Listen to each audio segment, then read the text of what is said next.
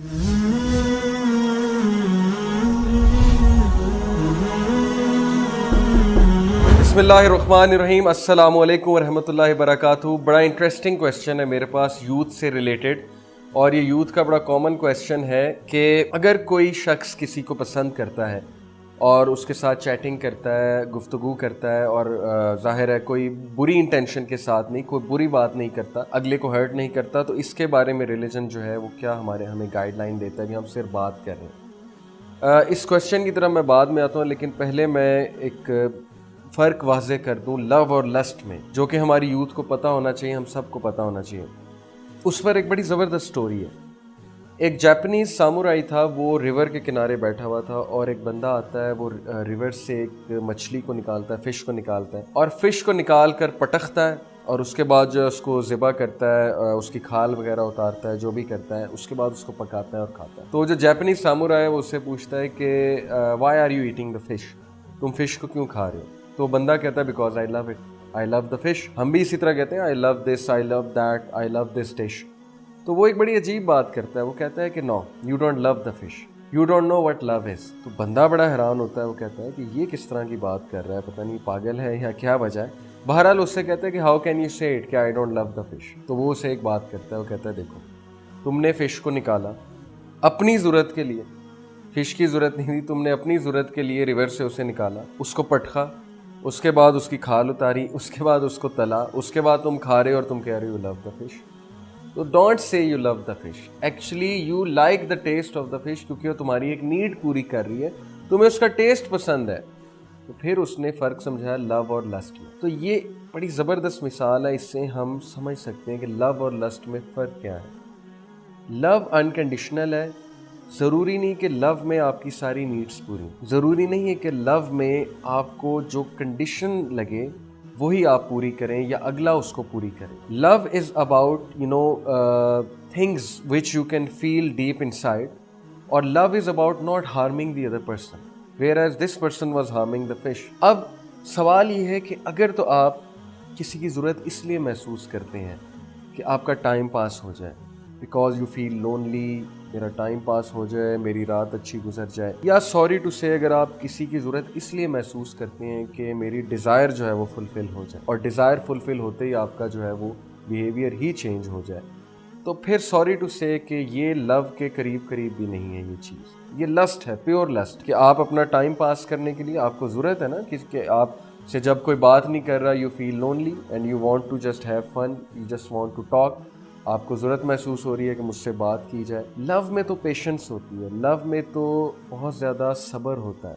Love में तो बहुत सी दुआ होती है अल्लाह ताला से कि अल्लाह ताला इसको हलाल तरीके से पूरा करने की हमें तौफीक फरमाए। लव में इम्पेशेंस तो नहीं होती, और जिस लव में इम्पेशेंस है वो तो फिर लस्ट की तरफ चला जाता है ना, वो तो फिर पागलपन की तरफ चला जाता है।